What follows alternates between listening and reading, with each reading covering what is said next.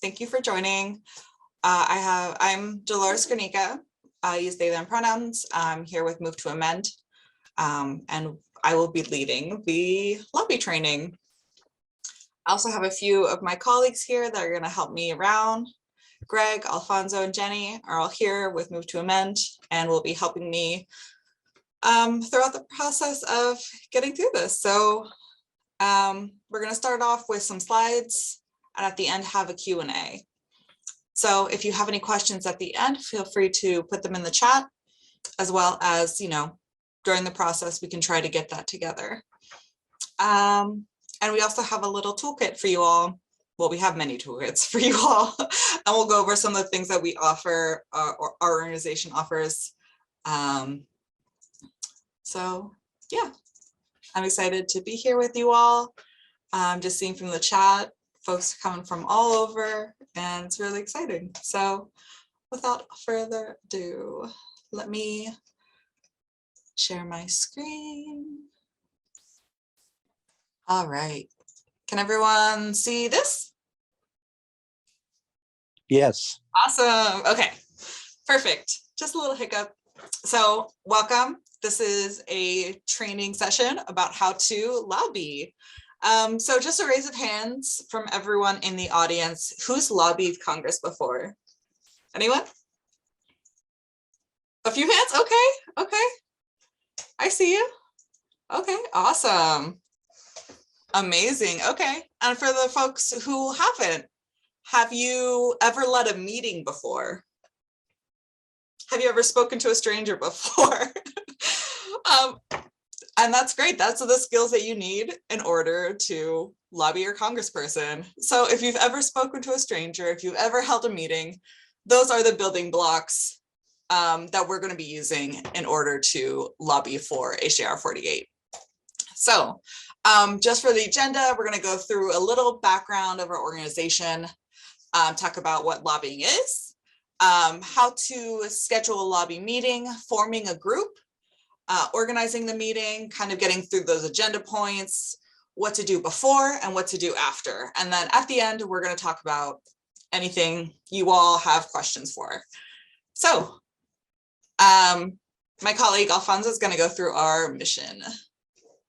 Thank you. Hi, my name is Alfonso. I use he, him, his pronouns. And yeah, so Move to Amend is a coalition of hundreds of organizations and hundreds of thousands of individuals committed to social and economic justice, ending corporate rule, and building a vibrant democracy that is genuinely accountable to the people, not to corporate interest. And our principles and values are that we use anti-oppression and solidarity organizing. We are building a coalition, a movement, and we practice movement building, as well as grassroots organizing dedicated to political education. And we always keep our political and economic independence. Our main goal is to pass the We the People Amendment to make clear that artificial entities do not have constitutional rights and that money is not speech. And along the way, we want to provoke a discussion and organizing about how to make real the promise of American democracy through a renewed constitutional renewal. And how do we go about amending the Constitution? Well, there's two ways. Through Congress, where you need 2/3 of both houses, House and Senate, and they must pass an amendment resolution. And then you need 3/4 of the states to ratify, which is 38 states. And there is the Constitutional Convention, on which you need 2/3 of the state legislature to call for a convention and to propose an amendment, which is 34 states needed for this. And then you will need 3/4 of the states to ratify. So the strategy is to build a coalition and reach out to other organizations working on issues affected by corporate power, to build a broad and diverse multiracial and intergenerational movement to reach out to those most affected by corporate rule. Community organizing, not just activism. We focus on grassroots and on grassroots organizing to pass local and state resolutions calling for the amendment. And the structure is composed of grassroots, which includes Move to Amend affiliates, advocates, and We the People amendment working groups.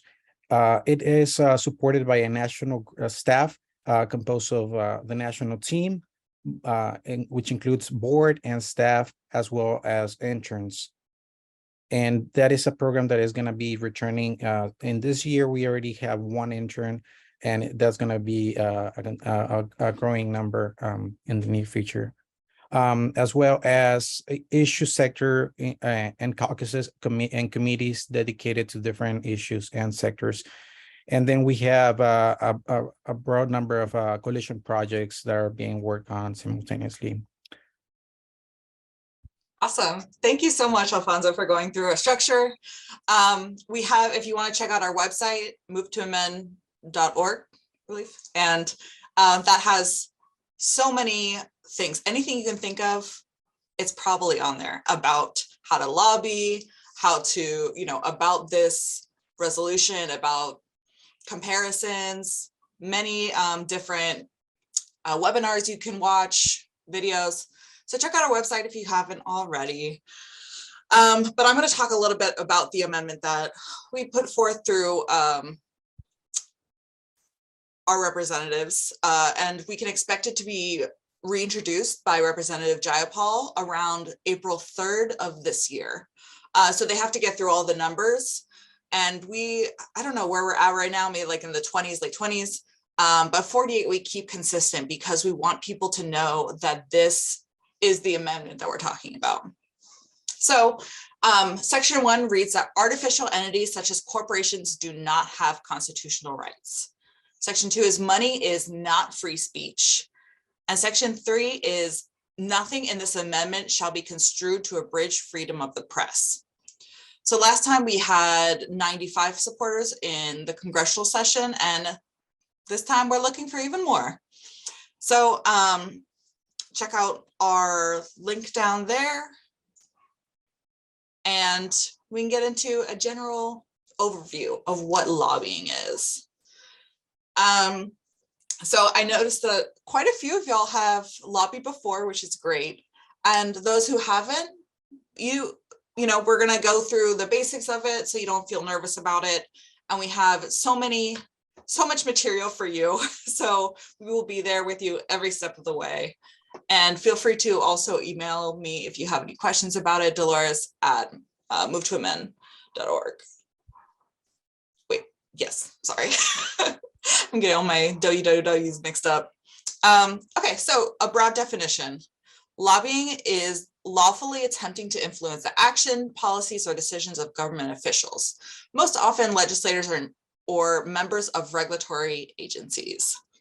So the reason I asked before of if you've ever talked to a stranger before, and had, especially if you've had a good conversation, is because you have those basic things of relationship building, trying to talk to someone that you haven't before.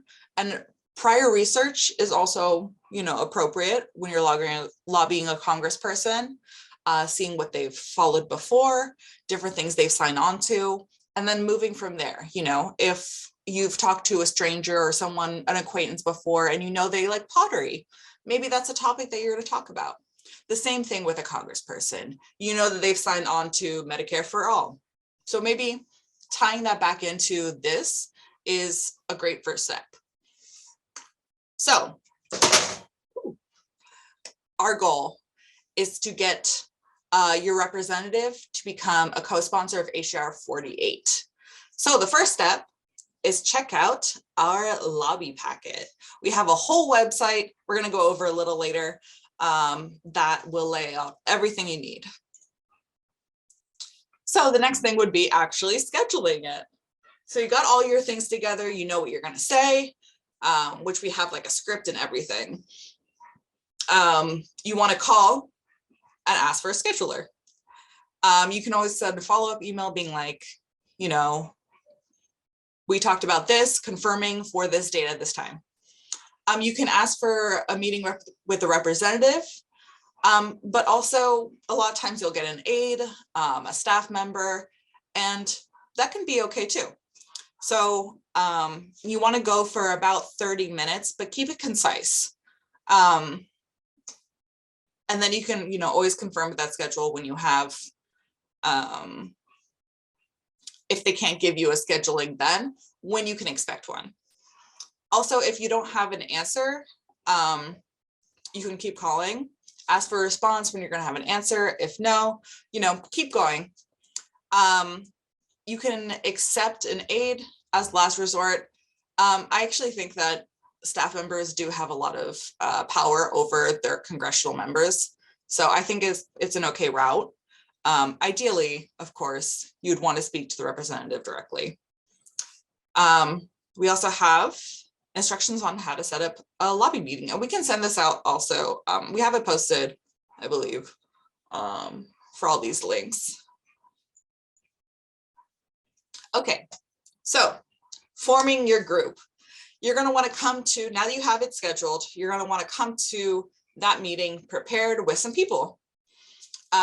You know, movement building is about building movements, not necessarily as individuals, but there's a lot of options about who you can bring.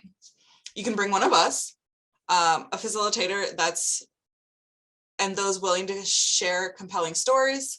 You can get outside individuals or organizational reps who have a positive relationship or have power.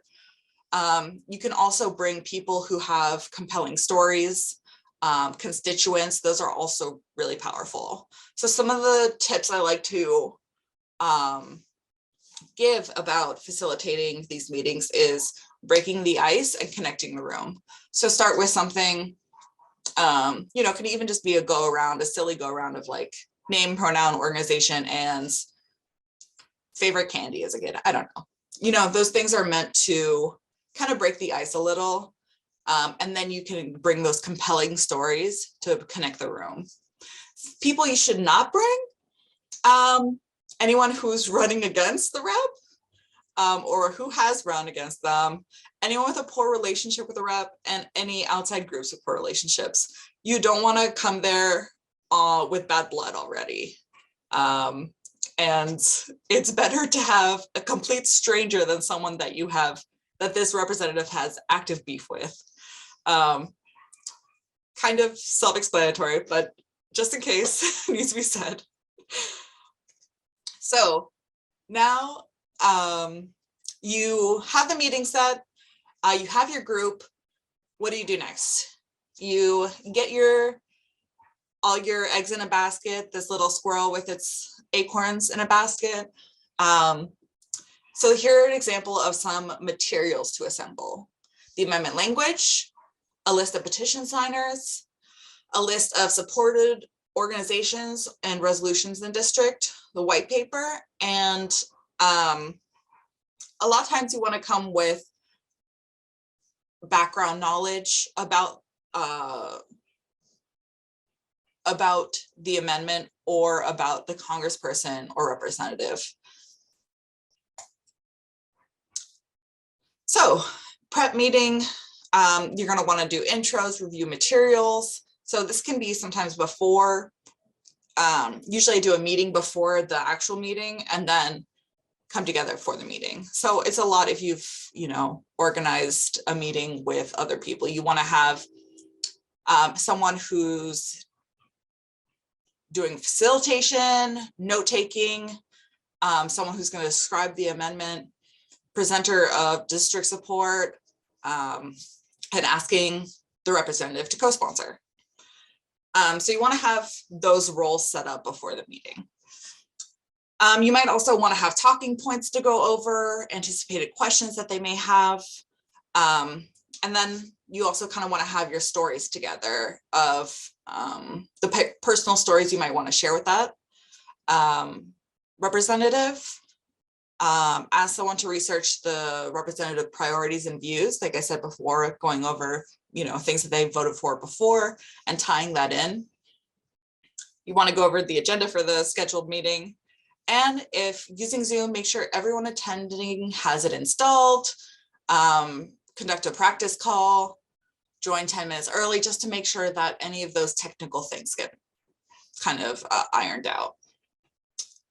So prior to the meeting, these are some optional actions that can help, which is making phone calls, letters to editors, supportive picketing, and then a basic agenda. So you can write this down, take a screenshot. We also have it on our page of just a basic agenda, introductions. Thank them for something in the past they've voted on that you appreciate, that you can tie back in. Ask them to co-sponsor. Describe the amendment. And yeah, answer any questions that they might have about it. And you can copy and paste this sample agenda and personalize it. Again, sharing stories, restating your ask, that they want, that the reason for the call is for them to co-sponsor HJR 48.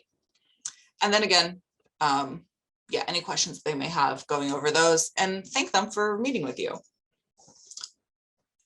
Okay, so meeting's done. Your representative says either yes or no, or I'll think about it. Sometimes you might get that. So following up, from regardless of what happens in that conversation, you want to follow up and have a thank you email with any requests. And you can also mail a physical letter. I love getting snail mail, and it's kind of a nice sentiment. You can also send an email blast to constituents on the Move to Amend list, asking them to call each week to keep the pressure up. And in 2 weeks, you can send an email or call the office and ask for a response. And remember, you can be persistent, keep trying until you get a response. This is an image that Greg puts up, and I love it. I'll say the metaphor. So sometimes you have iron, right? And you can't bend it on your own, right? It's a thick piece of metal, but once you put that pressure on, once you put the fire on it and hammer it down, then you can mold it as you want. And that's the same with our representatives, our democracy. We just have to put the pressure on, keep the fire up, and we will mold it as we need. So moving on to the toolkit. First off, does anyone have any questions about that portion? We'll have a general Q&A at the end, so feel free to put your questions in the chat. I also want to make sure that this can be seen. So let me know if you all see this shared. Can you see the Yes. spreadsheet? Oh, awesome. Okay, so this is going to be available for you all. I can share the link in the chat. But this is a list of different representatives in different locations, things that if they've pledged to amend, if different congressional bills that they've followed. So this is a little cheat sheet for you all, so you don't have to do all the research. And hopefully once you get a meeting, I just put that in the chat for you all. Once you get a meeting, you can see things that they've voted for in the past. Explore, so you have different PACs, and then at the end you have the staffer email that you might want to contact. So hopefully that's useful. Thank you so much for all my colleagues that have put in so much work over the past years, really, to put this together. And if you see your representative here,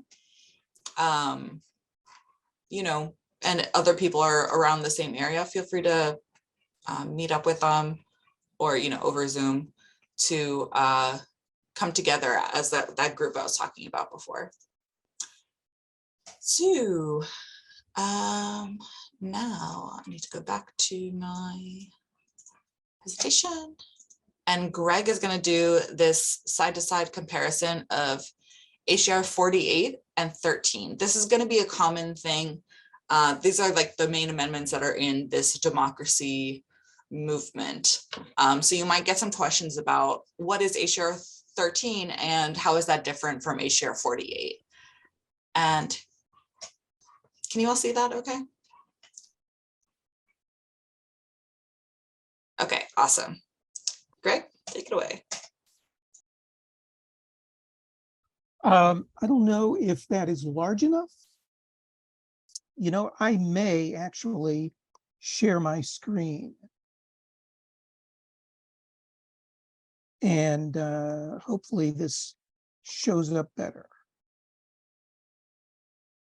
How's that? It's good. Okay, hopefully everyone can see that. Before doing this, I just wanted to highlight two things that Dolores mentioned. The first is when she talked about personal stories of the constituents that will be part of your delegation and meet with your representative. Those personal stories are people who they may be moved tremenders or people who are from other organizations, as Dolores mentioned. But the commonality is that hopefully they can speak from the heart or from the head or both about how whatever issue or issues they care about connect to our amendment of trying to end corporate constitutional rights in money and speech, so that there's an intersection there.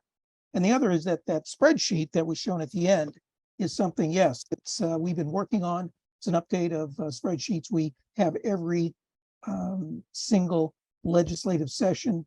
It's only partially filled and complete. It only has right now Democrats, and it contains all the Democrats who endorsed, and they're listed on there, co-sponsored the We the People Amendment, and we've also included the new members. And so those are, you'll see in different columns, those who were the 94 or a subset because some congresspersons didn't run or were defeated or were gerrymandered out. But those who remain are listed, and then all the new people are listed. Those are our priority congresspersons to try to focus on. So if you live in a congressional district where one of those individuals are your congressperson, then we will definitely work very closely with you, particularly if they're newbies, because we haven't had an opportunity to meet them and vice versa. So what is on the screen now is, as mentioned, a really important piece to sort of get your head around, because this may come up pretty early.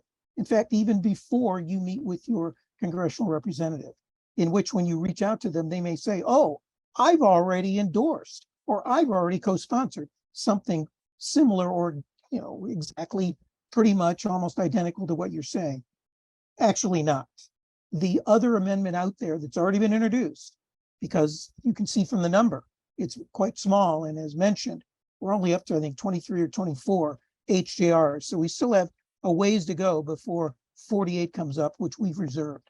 So your congressperson that you reach out to may already be a co-sponsor of HJR 13, what's called the Democracy for All Amendment. And as you can see, if you see my cursor, I'm going to try to highlight here. As you can see, that has been introduced by Adam Schiff, Democrat of California. There's already 80 or so congressional reps, which is quite substantial. And it's largely because that it is much more modest, much more incremental, much more watered down than our We the People Amendment. And what this chart conveys, and we'll put a link to it in the chat so that you can print it out, take it with you, or send it as one of the background pieces to go to your congressional office, whether it's the rep or an aide beforehand, so that that aide knows what the distinction is between 13 and 48. So here it is. There's several sections to each one of these amendments, and we need to make sure that those people that we are trying to lobby understand and get on the other side of the learning curve of how HJR 13 is just a mediocre partial effort at what it is we are trying to accomplish. And so here's the points that make the case. There is no equivalent to Section 1 in any way, shape, or form of what will be introduced by Representative Jayapal when 48 comes up. And Section 1, as you can see, sort of different pieces of the notion and the doctrine that corporate entities, a corporation is simply not a person, period. And so this enumerates that in different ways by saying the rights protected by the Constitution are the rights of natural persons only, not artificial persons. That's sort of another legal way to define a corporation, an artificial person versus a real person, a human person. Artificial entities have no rights under the Constitution and are subject to regulation by we the people. And the privileges of artificial entities shall be determined by the people through various laws at the federal, state, or local level, and they shall not be construed to be inherent or inalienable. Inalienable human rights, inalienable constitutional rights are reserved for human beings only. So as you can see, there is zero equivalency to HJR 13. It says nothing about ending corporate constitutional rights in total. All right, Section 2 here deals with money being defined as free speech, which is equivalent. Our Section 2, there is some equivalency to their Section 1. Our Section 2 has sort of a statement of intent that sort of lays out our principle that there is no equivalent statement or statement of intent or overarching or undergirding principle.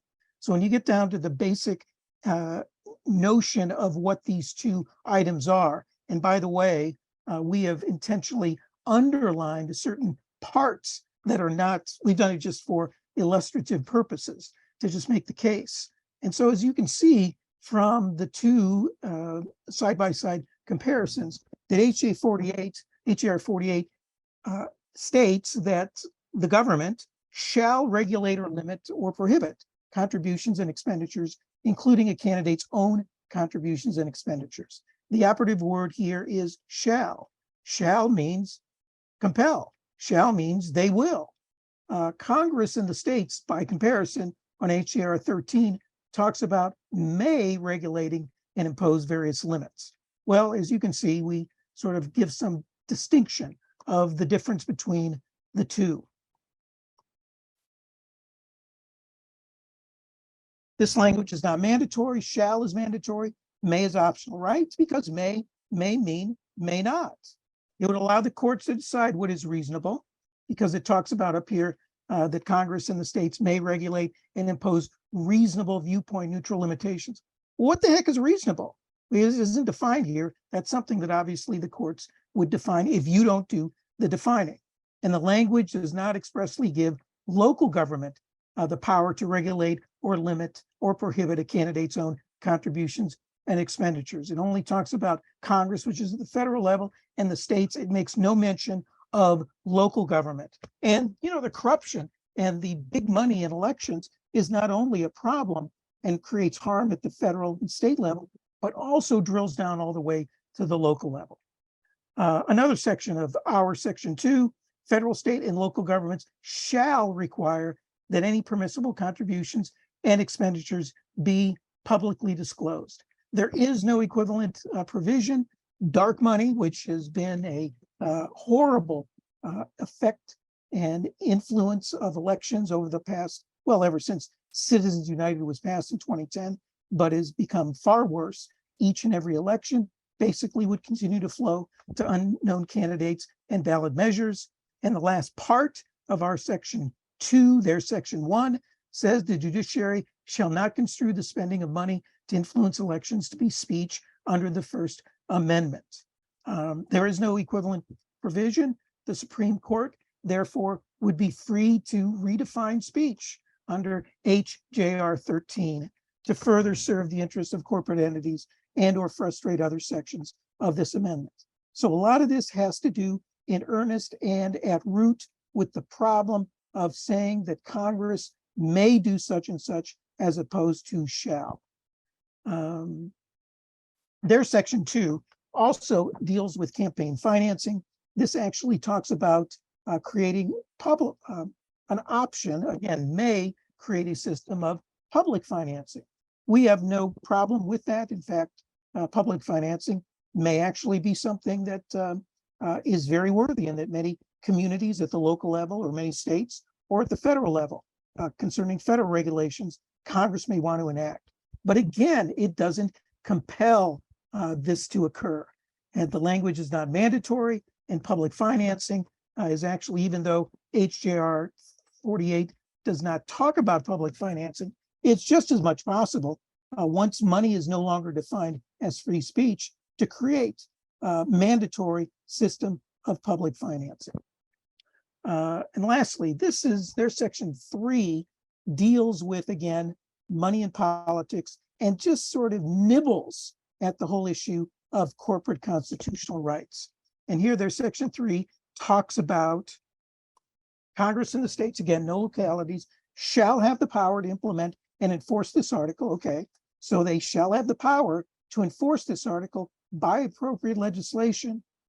But here again, it's sort of all that shallness is sort of offset by the second clause, by may distinguishing between natural persons and corporations or other artificial entities. So again, Congress and the states are not required. There is no mandatory, there is no compelling, there is no forcing them to do anything. They're not required to distinguish between natural persons and corporations. Ours says shall. Ours addresses all corporate constitutional rights, not just money in elections, but all the other items that some of you may already be familiar with, that we identify in other materials that you can share with your congressional aides dealing with Fourth Amendment, Fifth, 14th Amendment, and the like. And so local governments here, again, are not empowered to implement or enforce this amendment. Section 3 and Section 4 of ours and theirs is basically the same. That nothing in this amendment shall be construed to abridge freedom of the press. So that's what these two amendments lay out. It's important to understand this in your case so that you can clearly share this and describe the difference and how our amendment is so much more important and so much more comprehensive than HJR 13. And the very last thing to say about this is that constitutional amendments only happen, if you've noticed, only every so many decades. They're not like laws. They're not like statutes where you can sort of incrementally try to move from where we are to where we want to go by getting 10% of the way this year, 20% the year after, 20% more the year after that. That's not how constitutional amendments work. We're only metaphorically going to get pretty much one bite at the apple. So shouldn't the effort to pass a constitutional amendment be worth the effort? We think so, and therefore let's go for the most comprehensive and the most clear amendment we can. Awesome. Thank you, Greg. Yeah, I think that last point is really clear. We want to be comprehensive. We want to make sure that this amendment compels. So. And I just put the link in the chat. Oh, awesome. Of the chart. All right. So next up, we're going to go through the resource, which is our lobby page. And I can share my screen. Jenny, is that okay with you? I'll go ahead and share mine. I think it'll be easier to maneuver it doing that way. Awesome. So my colleague Jenny is going to go over that. Thank you. Hi, my name is Jenny Spanos, she, her, and do y'all see this all right now? I see it. Screen? Okay, great. So this is our campaign page. We will have 100, some of y'all may be familiar with the lobby page that we had last year for the 117th Congress. But this is for This is to get us started until the bill is actually introduced. So it has all the resources you need to get started. Of course, our goal for this year is to get 100 co-sponsors. We had, as was mentioned, we had 95 supporters last Congress. So every year, every Congress, it has to be reintroduced. So every 2 years it gets reintroduced. And we have, increased our numbers pretty strongly every Congress, but this year, we want to push it even further. So we want to secure 100 by the end of this year so that we can raise the ante going into next year. And I know that, with this Congress, it's like, oh, where are we going to go with this? This is a good opportunity to really push the amendment and get some things propelled forward, in times of crisis, and they pick up what's laying around, and this has been laying around now since Citizens United. This is a really important aspect of creating a true democracy. So in the campaign, you can click here, and it has a little form. Just go ahead and show that you can let us know your name, your email address, that you want to lobby, so that we could get any new information to you, who you're going to lobby, and just that kind of information that will help connect you with the national team, and then also so that we can help connect you with supporters in your area and help you get started. The step 2 is to review the materials below. So once you fill it out, let us know you're going to be lobbying your member for HJR 48.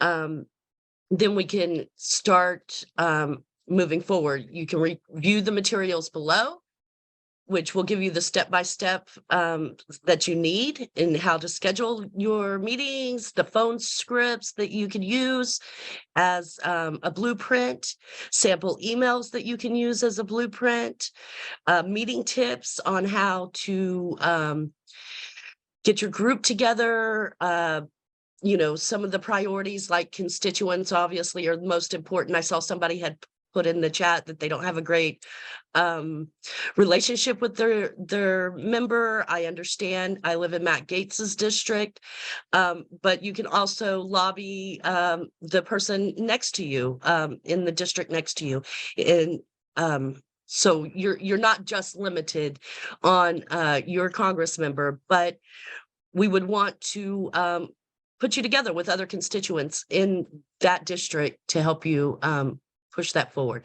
Again, cover what priorities that is important to your legislator. They ran on something. What did they run on, and how does it connect? Corporate constitutional rights and corporate rule connects to every issue that we go for. And if you have a problem connecting that, reach out to us. We could definitely help you find those connections if they're not obviously, if they're not too obvious for you. So you want to cover those priority issues. You also want to stay on topic. You want to be careful. Little chit chat is acceptable to make everybody comfortable, but you want to stay on target. And storytelling, as they were talking about, is very valuable, because then that puts the aide or the rep in your shoes, and this is your opportunity to show them how this is affecting you personally. You also want to get their opinions, get them to engage. And a good way to do that is asking, getting them to talk about what's important to them as well. And we also have the pledge campaign, which is really a powerful tool, which, now that they're in office, it's not as important, but it is a really good way to connect with them beforehand. When you're concluding, and I've been in meetings with folks, who, you know, we get to the end of the meeting or something and they forgot to ask. The whole point that we're here is we're wanting them to support, to become a co-sponsor for the We the People Amendment. So it's really important to make sure that that is clear to them, what you are there for. And then, of course, thanking them for their time because they are very busy. That's why it may take a couple of weeks to get in. Some of the legislators that we lobbied last year, we met with them 3 times. One particular legislator 3 times, and every time we walked out thinking that they were going to sign that day. And you know, it went off their radar and we kept putting it back on there and kept putting it back on. That persistence really paid off. So they came up. And then, of course, your meeting follow-ups. So once you've scheduled your meeting, we have a form here that you can let us know that you've scheduled your meeting, any details that you may have that you want to share about those meetings. You know, how many folks are attending, and this is all really good ways to kind of keep you centered and focused. That's a lot of what these are for as well. And this would be a 2-pager. So, but that's on this list too. And let us know that you're meeting with your reps so that we can follow up with them and we can help on our end with keeping it on their radar, and also looping any new information or people who want to assist in your district as well. We do have some of the information and resources that we were sharing earlier, the We the People Amendment, talking points. Again, the amendment comparison. Right now, we only have the amendment comparison for HJR 13 because that's the only one that's introduced that would be needed. And then this is really important too. Corporate constitutional rights background information. Law and Research Committee has put this together, and it's just tons and tons of information and details and you know, facts that will have that, give that weighty, you know, that weighty information that you're going to need. The white paper has been updated. Thank you for that, Greg. That's a lot of work. But we have all these other resources too, different conversations, different acts from the past. So, you know, give that some time. These are the corporate constitutional rights we're talking about and how they've impacted our communities for so long. So those are another, you know, very important resources in here. So you have your meetings. You've let us know that you're meeting with them. You've met with them, and then you have your meeting follow-ups. Again, it's really important to send out the thank yous.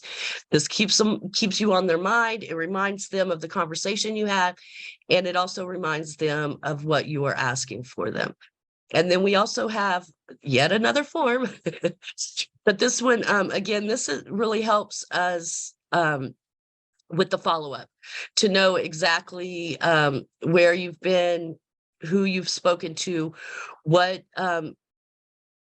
questions they asked, any requests that you've had from them, so that we know in doing other follow-up where your legislator is and what you gleaned from that meeting. Again, we have our lobby packet here that encloses all the information. We do not have the Dear Colleague letter yet from the lead sponsor. And as soon as we get that out, we will link that in here for y'all's resource information, you know, to have that at your request. This is the link to the prior co-sponsors. Once somebody has co-sponsored, they've already done their due diligence. It may be a little easier, but again, they're very, very busy. So keeping this issue on the radar is so important. I'm going to stop sharing my screen now. And of course, we have for other background resources here, the timeline of personhood rights is just phenomenal, and it goes step by step. In every time we have won rights for the people, and rights have been taken for corporations. So, and that was done with the help of women.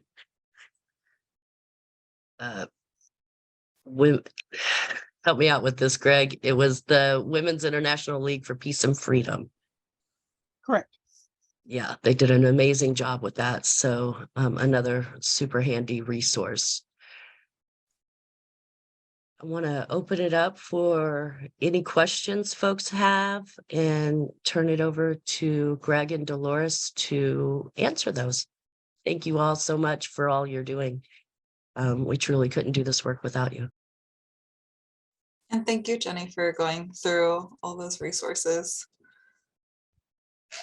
All right, so if anyone has any questions, we have a few minutes for the top of the hour. Feel free to put it in the chats and we will try to get to them.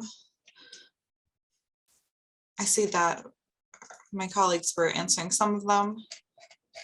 So let's see.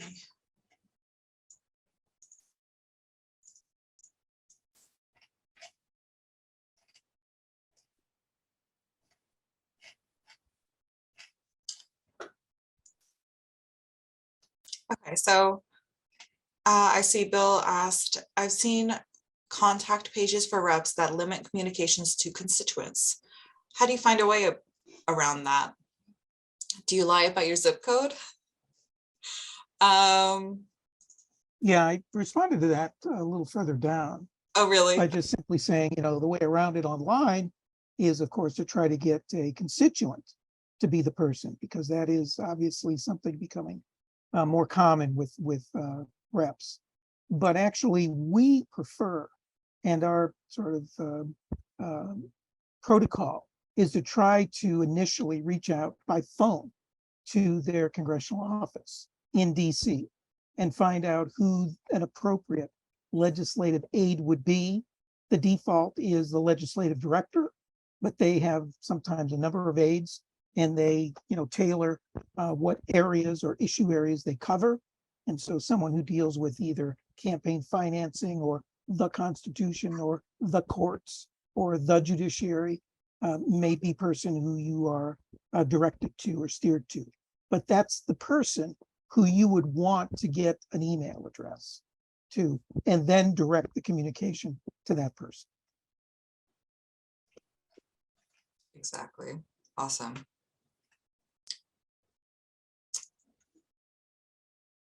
Oh, I see Lucille says gerrymandering has worked in her case. Now I have a dem for the first time. Well, Lucille, it's a perfect opportunity to go in, get a couple of other people, and in your case, make the connection between, which I think is an inherent one, because among the subset of corporate entities that are the most democratically destructive are the banks and financial corporations, of which the Alliance for Just Money, of which Lucille is a part of, and sort of the director of, or president of, very much involved in. So that's not a hard intersection to make. And hopefully along the way, that person, who knows, could co-sponsor HJR 48 and might be willing to be the main sponsor of the Alliance for Just Money proposal. So Lawrence asked, how can we encourage our reps who have already co-sponsored to become a co-sponsor when Representative Jayapal reintroduces HJR 48 in April? What do we ask of our rep? I think, especially if they've already co-sponsored in the past, it would be asking to co-sponsor again this congressional session. So it should be a pretty easy ask, especially if they've done it in the past.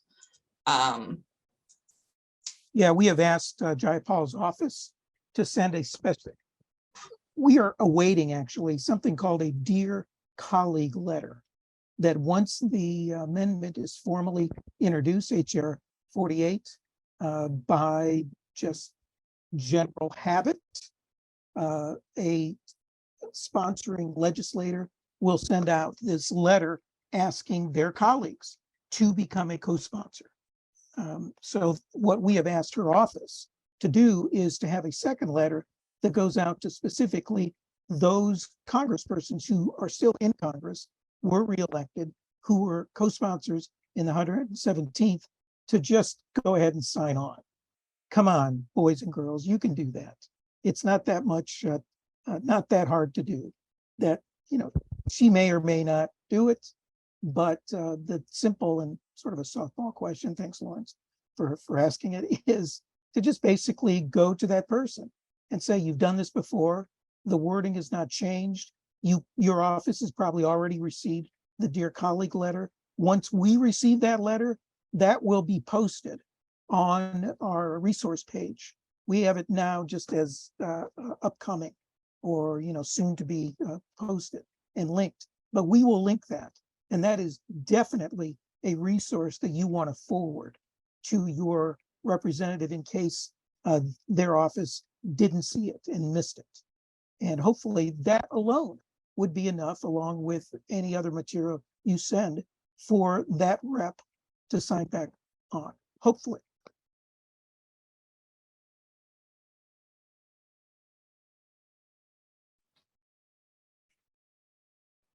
I would like to answer Deborah's question about the Pledge to a Man campaign. We have local primaries coming up. Is there any way to set a campaign for 2023, even if it's just changing the page headers?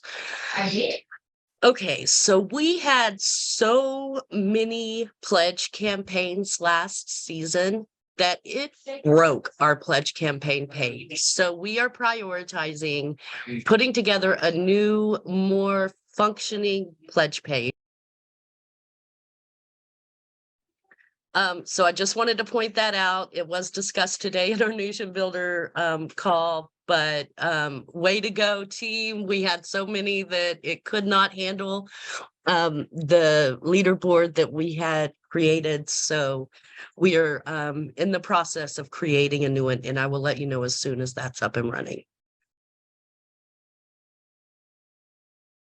Great. One other thing about previous co-sponsors that, even though we are waiting and it may be as late as early April before HR 48 is introduced, there is still a good reason to reach out to your rep now. And the ask at this point would be, even though it's sort of blind, they don't have the wording, so they're sort of operating this in the blind, and they may be hesitant to actually do this, but most pieces of legislation, certainly HR 13, has an original sponsor, but they also have an original or more than one original co-sponsor.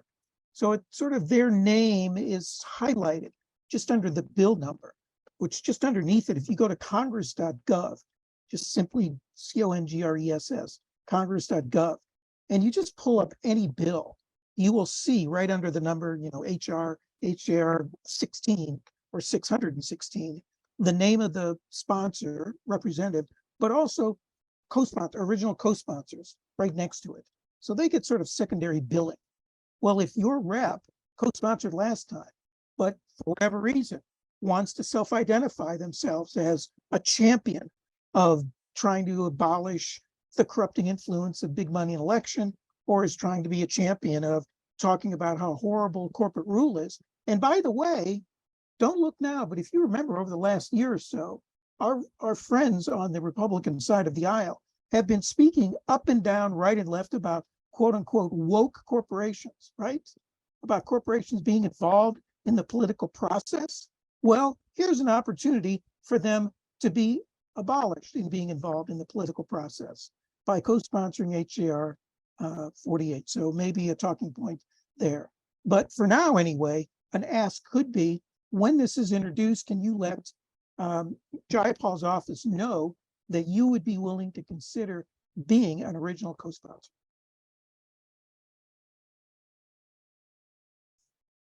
Great, thank you.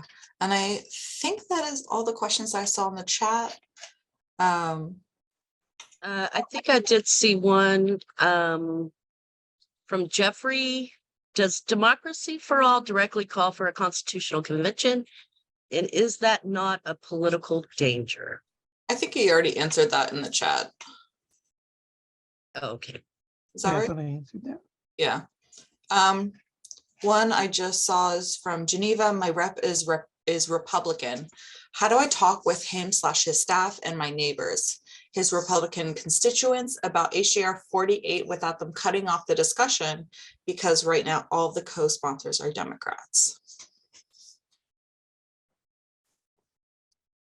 Well, besides the point I just raised, if you tongue in cheek do want to or seriously bring that up, that's one point. But we do have a couple of resources, and I don't know if either one of them are part of the lobby packet, but two different resources about how corporate constitutional rights is, quote, in one case, I think the actual title is how corporate constitutional rights is a quote unquote conservative issue. And another is corporate constitutional rights is a conservative issue or something like that. So we can, again, I'm making a note. Again, I think mentioned in the chat is that a link to this recording will be going out by the end of the week. And attached to that email to everyone who is on this call and who registered, we can add a couple of other links to documents. And I'll make sure that both of those are included. So if your rep is a Republican, that's something worth maybe sharing.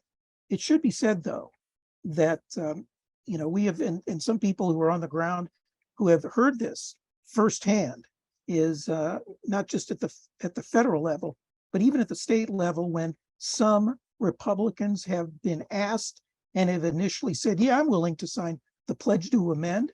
They have been approached when that's come out, or they've already done it, by the party to say, no, you can't do that, because that's not something we do. So, sort of directive down on from high to saying that that's a problem. So, I mean, what that says is that the higher up you go or down you go, depending on how you look at going from the local level to the federal level, whether you're going up or down the political food chain, it seems like the harder it is to get our friends on either side of the political aisle to co-sponsor, because the system really is a corrupt one and has just been infecting the system from top to bottom.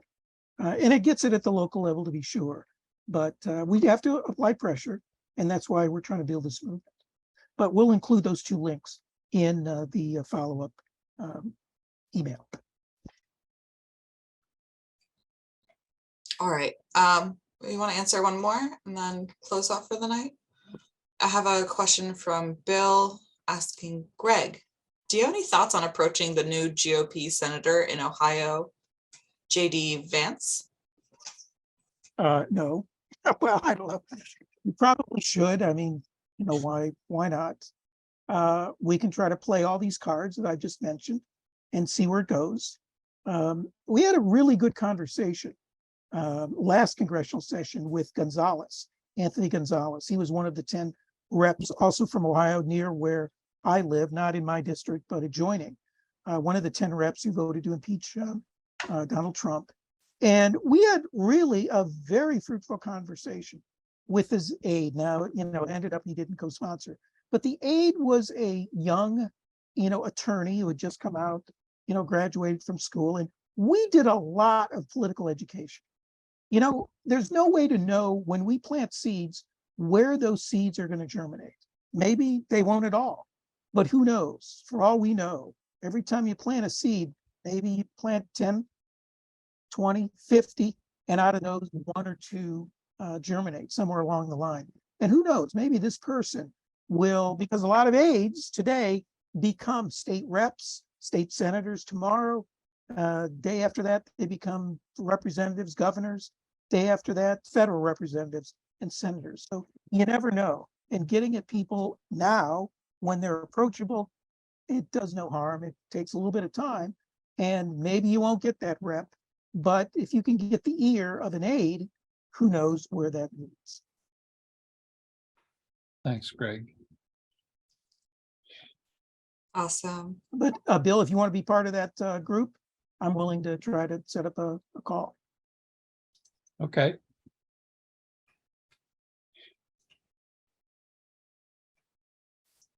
Awesome. All right, y'all. Well, we're 5 minutes over the hour. Just want to thank you all for joining, bringing your questions. And if there's anything that you maybe need help finding, any resources, again, we probably have it. Even that you see the chat, the talking points for conservatives. So Oh, I'm sorry. Larry K asked a question about the tester's bill. I don't know if that's is that in the current Senate? I missed it. If it is liability and other corporate entities.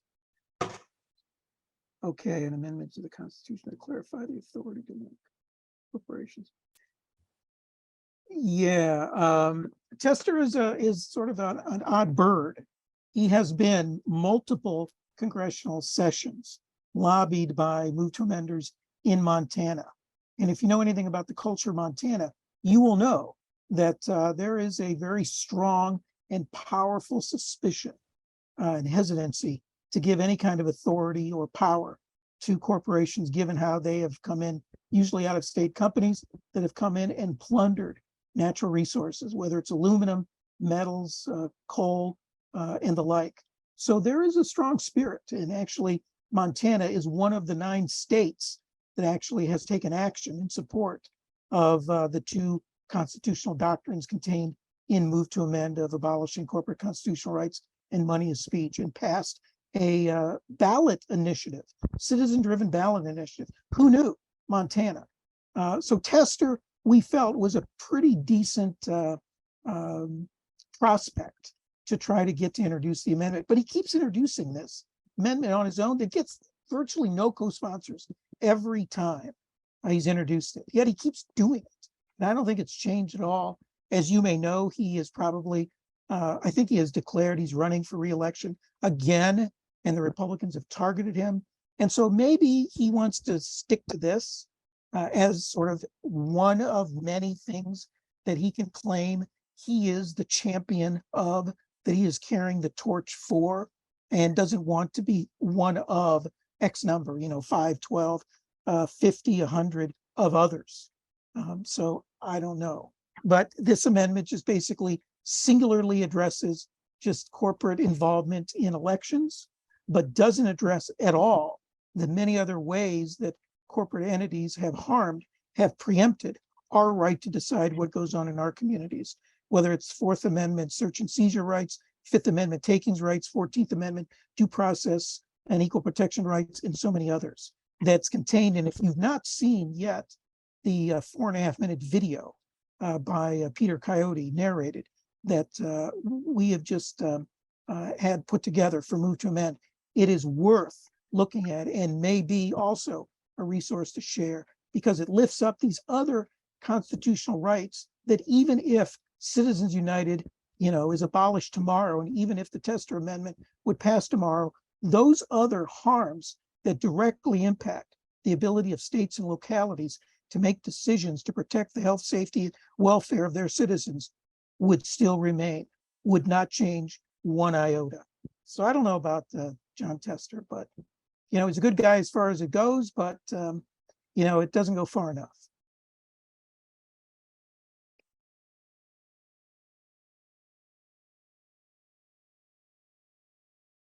Yeah, thanks for pulling that up about SJR3. We will take a look at that, and probably in the near future have a comparative, a piece similar to comparing 48 to 3. Although there is no Senate version yet of HJR 48 in the Senate, though people, including Lawrence on this call, have worked with Senator Padilla office in trying to get him to move. There have been people in Minnesota, Move to Amenders, that have worked with and met with an aide to Klobuchar. Same in Georgia with one or both senators there. And we're somewhat hopeful with the new senator in Pennsylvania, Fetterman, to try to get some Pennsylvania Move to Amenders to reach out to his office, and maybe we can convince him to be the lead sponsor there.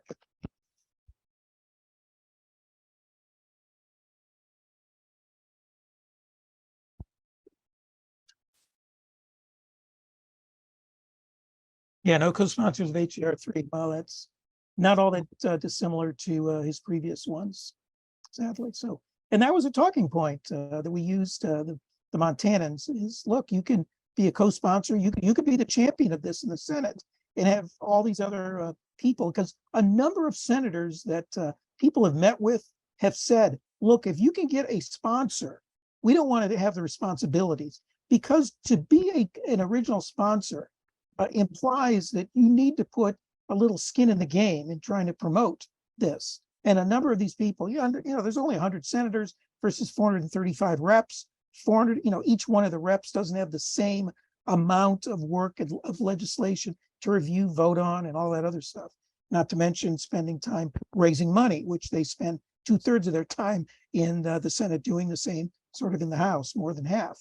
So you can be a champion of this and have so many other supporters of it, but none of these people have said they want to be the main sponsor because they don't want to devote the time it takes to seriously and legitimately and sort of conscientiously introduce this. So that's been our problem about SJR3.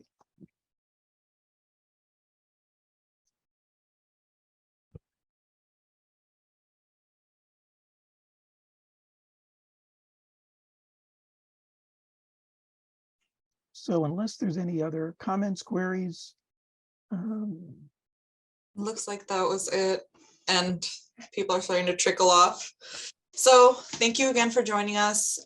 Feel free to email us if you have any questions, comments, and we have a bunch of resources. And yeah, thanks for joining. Thanks, everybody. Yeah, have a wonderful night, y'all.